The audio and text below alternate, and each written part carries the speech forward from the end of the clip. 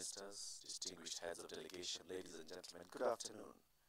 I once again kindly request you to be seated at your proper seats in the following seating arrangements. The middle column is reserved for VVIPs, co-hosts, ministers and heads of delegation. To their right is for Kenya's cabinet secretaries, principal secretaries, governors, senators and members of parliament. To the VVIP's left is reserved seating for diplomatic corps, UN agencies and special guests. If you are not supposed to be seated in the middle column, kindly vacate and take up your appropriate seat so that we may begin the program. If you are not supposed to be seated in the middle column, kindly vacate and take up your appropriate seat so that we may begin the program. Once again, the seating arrangement: the middle column is reserved for VVIPs, co-hosts, ministers and heads of delegation. To their right is for cabinet secretaries and principal secretaries, governors, senators and members of parliament. To the VVIP's left is reserved seating for diplomatic corps, UN agencies and special guests.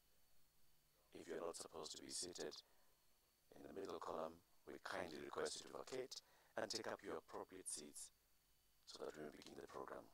The ushers are on the floor to guide you. Thank you.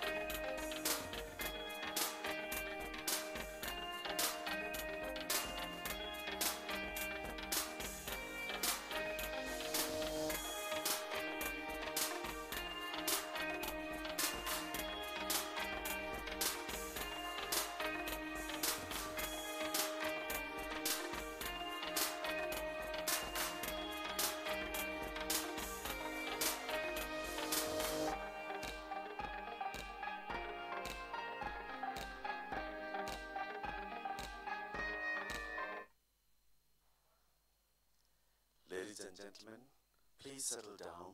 We are about to begin. Ladies and gentlemen, kindly settle down. We are about to begin. Ladies and gentlemen, we kindly request you to settle down. We are about to begin.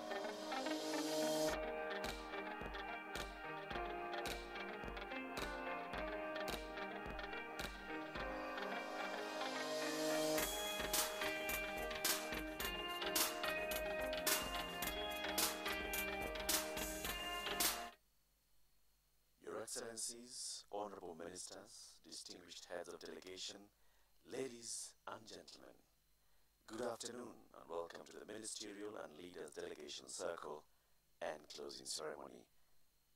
This session will be chaired by the distinguished Cabinet Secretary for Foreign Affairs of the Republic of Kenya, Ambassador Monica Juma. Madam Cabinet Secretary, the floor is yours. Karibu.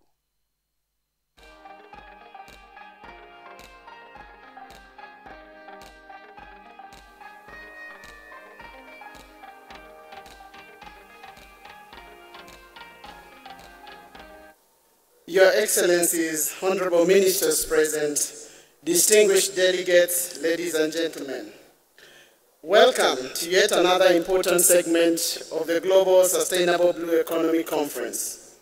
At inception, this conference aimed to create an environment where we could discuss how we can, as individual states and collective, explore ways to enhance the vast potential that exists in the blue economy sustainably. The last 2.5 days have demonstrated vast potential that exists in the blue economy. We heard of concrete commitments and have seen and felt enthusiasm by 183 countries represented in the conference to establish frameworks and partnerships to develop their blue economies.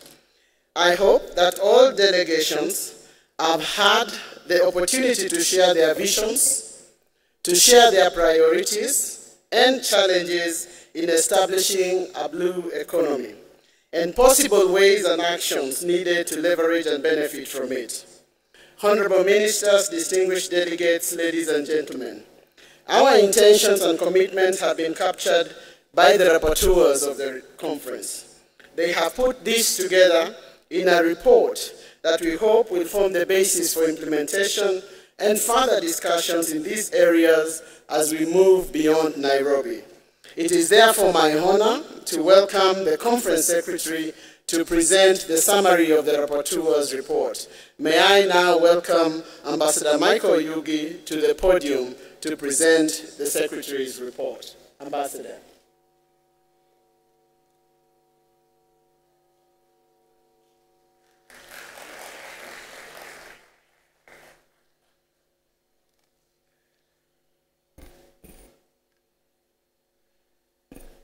Chairperson of the session, Ambassador Dr. Monica Juma, Cabinet Secretary for Foreign Affairs of the Republic of Kenya, Honorable Ministers, Heads of Delegation, Excellencies, Ambassador, ladies and gentlemen, I have the honor to present to you a summary report of the Sustainable Blue Economy Conference. The Sustainable Blue Economy Conference was held in Nairobi from 26th to 28th November 2018 at the Kenyatta International Convention Center in Nairobi. The theme of the conference was the Blue Economy and the 2030 Agenda for Sustainable Development. The conference was predicated on production, accelerated economic growth, jobs, and poverty alleviation and sustainability, climate change, and controlling pollution.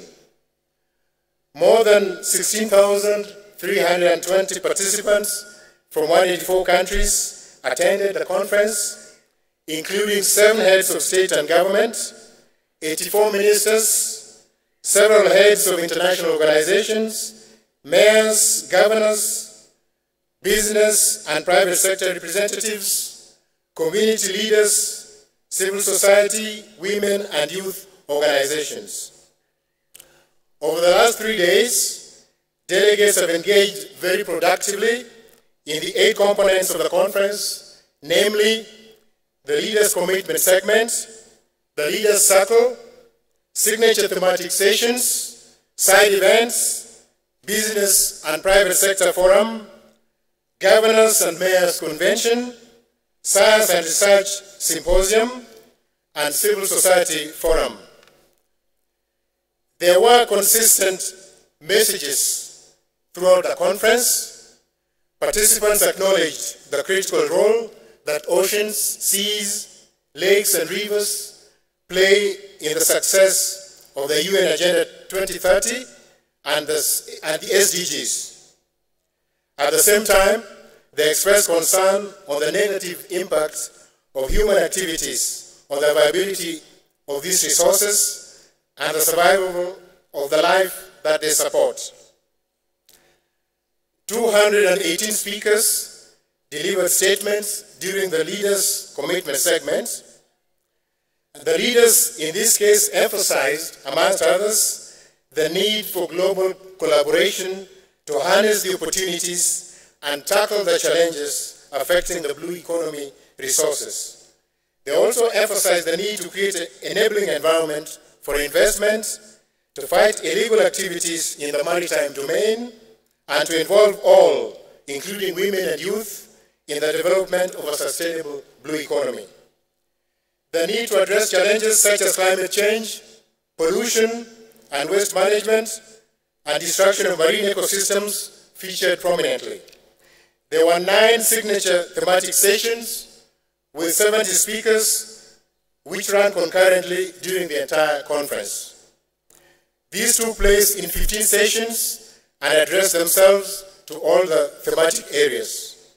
These included smart shipping, ports, transportation and global connectivity, employment, job creation and poverty eradication, cities, tourism, resilient coasts and infrastructure, sustainable energy, mineral resources, and innovative industries, managing and sustaining marine life, conservation and sustainable economic activities, ending hunger, food securities, climate action, agriculture, waste management, maritime security, safety and regulatory enforcement, and a session on people, culture, communities, and societies. Apart from this, the conference also had various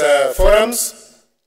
There was the Business and Private Sector Forum, which encouraged governments and the private sector to open up opportunities for small-scale entrepreneurs in the blue economy sector to access funding for growing their enterprises. There were also exhibitions where capabilities in the blue sector were on display. We had 65 international exhibitors and 66 national exhibitors. Suffice to say that the uptake for the exhibition spaces was 100%. And I'm sure many delegations could attest to that. The Governors and Mayors Convention emphasized the need to enhance collaboration between and among cities for mutual benefits.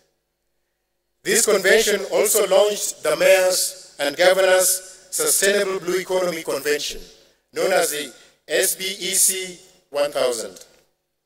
This will address financing opportunities for blue cities, amongst others. The Science and Research Symposium called for investment in science, research, and development for blue economy data. The Civil Society Forum was attended by about 500 participants, during which the civil society committed to support and partner with governments. A total of 64 side events were organized by governments, private sector, and civil society. 54 of the side events were held at the Kenyatta International Convention Center itself, and 6 in hotels in the vicinity, and 4 were held at the University of Nairobi. These side events included those that dealt with the inclusion of youth, women, and diaspora in blue economy. During the conference, several commitments were made in diverse areas. There were a total of about 62 concrete commitments that were made, but the count is not over. We are still going through the final reports, but we have some 62 concrete commitments made during various sessions and forums of the conference. These were in the following fields. In marine protection, we had 9 commitments, and I point out that most of these commitments involve investments of sums counting into millions of US dollars. In the plastics and waste management, there were 8 commitments. In the maritime safety and security, 5 commitments. In fisheries development, 4 commitments. In financing, 9 commitments. In infrastructure, 4. In biodiversity and climate change, 3. In technical assistance and capacity building, 12. Private sector support, 2. And in partnerships, there were 6. But this is not all. In the final report, we are going to show many more which we are still analyzing and taking count of. So this is, honorable ministers, distinguished guests, ladies and gentlemen, this is but a summary of the proceedings at the various sessions, forums, and events of the Sustainable Blue Economy Conference. The full report will be completed and uploaded on the Blue Economy website in the coming days. I thank you very much for your kind attention.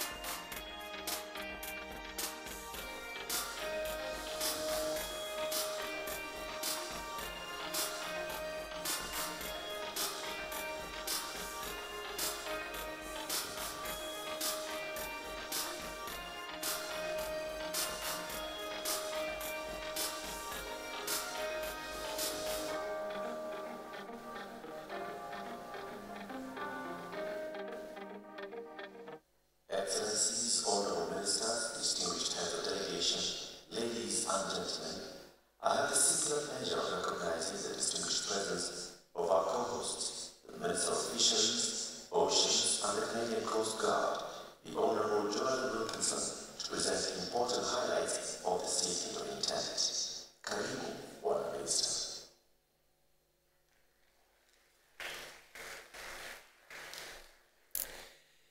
Thank you and good afternoon. Bon après-midi.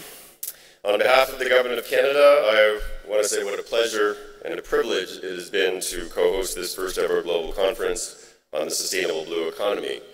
I want to congratulate President Kenyatta and the Government of Kenya once again for convening this very important forum. It has been very gratifying to be able to witness up to 17,000 participants from around the globe come together here in Nairobi to focus on how we build a sustainable, inclusive, and prosperous blue economy. Canada was very pleased to be able to play a part in helping with this very important initiative. Our host, Kenya, has drafted a Nairobi Statement of Intent with input from co-hosts Canada and Japan and other partners that focuses on needed action in several areas.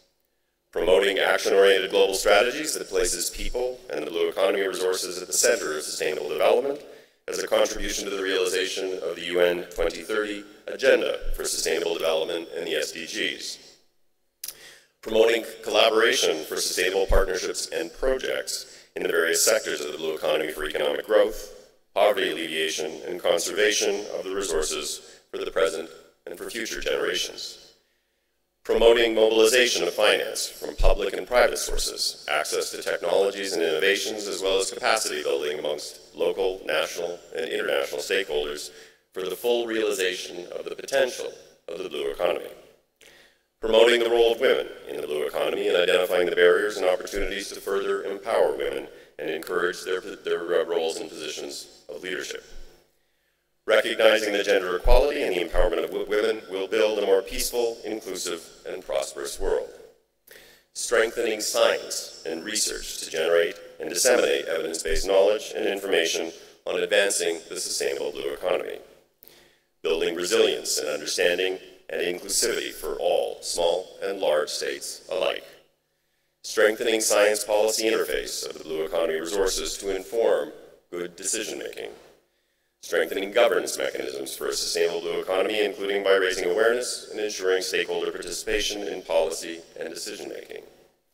And finally, sharing innovations, technologies, and best practices and experiences within and across regions. As the statement itself makes very clear, achieving tangible results will require ambition, technology and innovation, financial resources, and effective governance. I am very excited by the partnerships that have begun to emerge at this conference amongst